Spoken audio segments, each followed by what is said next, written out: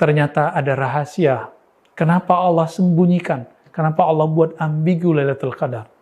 Supaya kita mempersiapkannya mulai dari awal Ramadan dan menghidupkannya setiap malam setelah 20 Ramadan. Kita hidupkan semuanya. Karena setiap nafas, setiap detik di bulan Ramadan, apakah itu malam ganjil ataupun malam yang genap, semuanya adalah keberkahan. Lailah mubarakah, malam yang diberkahi. Lailatul rahmah, Lailatul maghfirah, Lailatul itq minan nar. Jadi setiap malam Ramadan itu ada 3 rahasia. Di luar rahasia Lailatul Qadar. Malam ampunan, malam rahmat, dan malam nama-nama kita dihapus dari daftar ahli neraka. Sahabat-sahabat karena Allah, itulah rahasianya lebih kurang. Kenapa Lailatul Qadar Allah sembunyikan?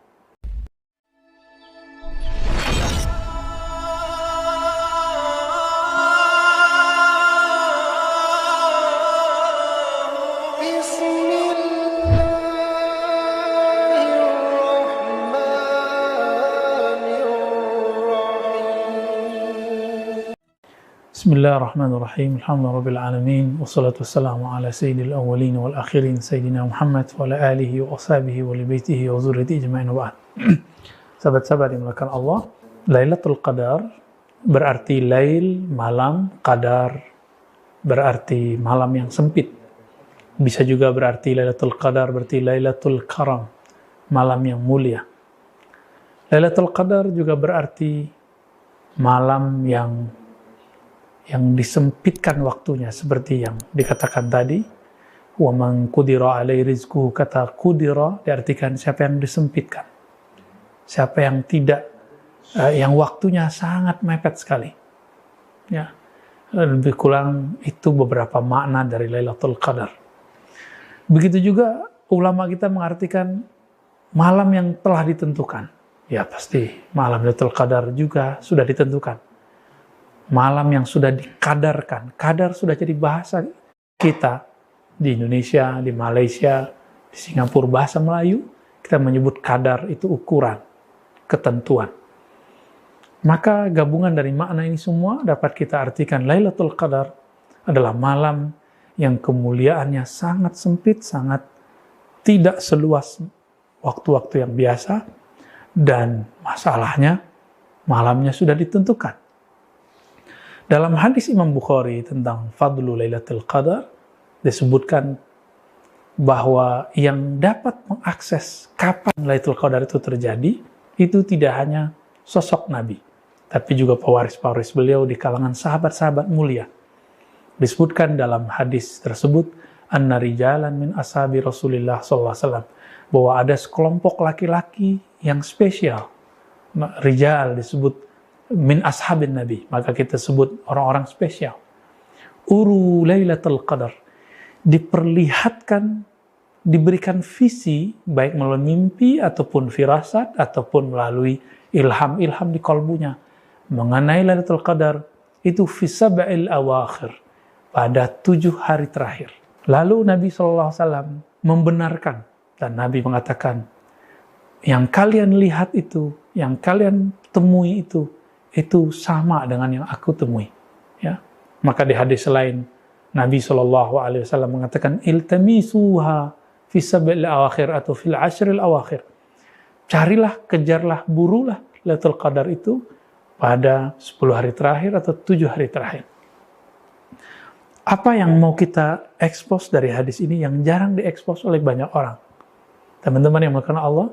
Di situ ada kalimat anna rijalan min ashabi Rasulullah SAW uru Lailatul Qadar, bahwa selain Nabi, yaitu para sahabat, bisa mengakses kapan terjadinya Lailatul Qadar. Inilah dalil paling kuat dalam Sahih Bukhari bahwa tidak hanya Nabi, tapi juga sahabat-sahabat Nabi, dan itu bukan 1-2 sahabat, disebutkan rijalan. Maka ini juga dapat diartikan salah satu metodologi dalam mengetahui Lailatul Qadar, malam yang kemuliaannya sempit dan ditentukan itu, adalah dengan metode ru'ya, dengan cara mimpi, atau cara visi, atau cara ruhani, ilham. Yang ini kemudian tidak tertulis dalam kitab, ini adanya pada kebeningan kolbu para kekasih-kekasih Allah. Maka masuk di 10 hari terakhir Ramadan, bahkan mulai dari pertengahan Ramadan ini, pasti sudah banyak ulama, habaib, masyaikh yang mereka kemudian membicarakan sebenarnya kapan Lailatul Qadar. Karena tidak semua ulama, masyaikh, habaib itu diberikan ketajaman ru'yah tadi, ketajaman intuitif, ketajaman zauq. Maka kemudian mereka mengikuti ulama-ulama yang dulu yang tajam zauq ruhaninya, lalu membuatkan metodologisnya.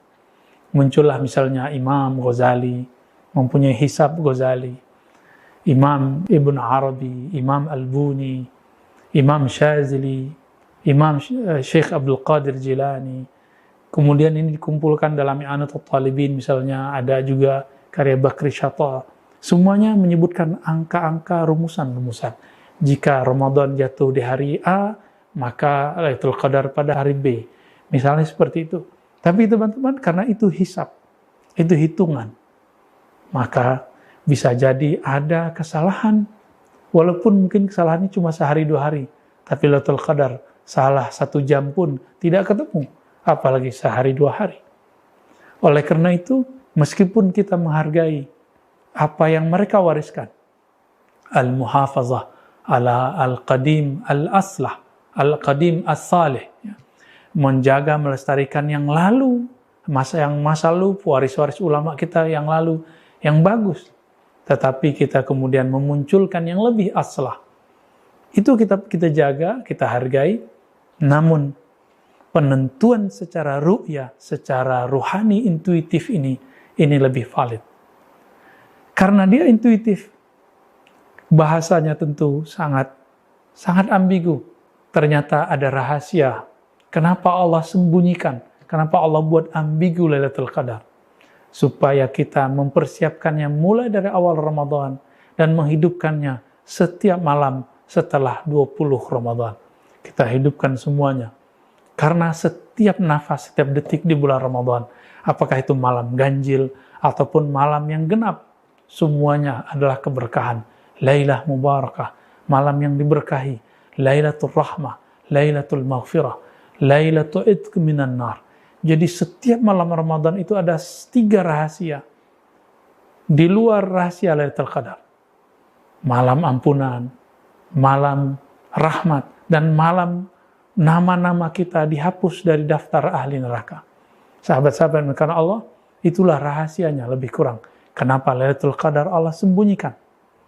Namun, ini tidak disembunyikan, tidak dirahasiakan kepada kekasih-kekasihnya. Orang-orang yang ahya'un inda rabbihim, orang-orang yang hidup ruhaninya di sisi maqamat manazil Allah tabaraka wa ta'ala. Semoga kita termasuk bagian dari mereka. Kita termasuk orang-orang yang dekat kepada orang yang dekat kepada Allah subhanahu wa ta'ala. Amin ya rabbal alamin. Allah mawafiqna bilailatul qadar. Ya Allah, tepatkan kami dengan malam Lailatul Qadar. Amin ya rabbal alamin. Wassallallahu ala nabiyina Muhammad. Assalamualaikum warahmatullahi wabarakatuh.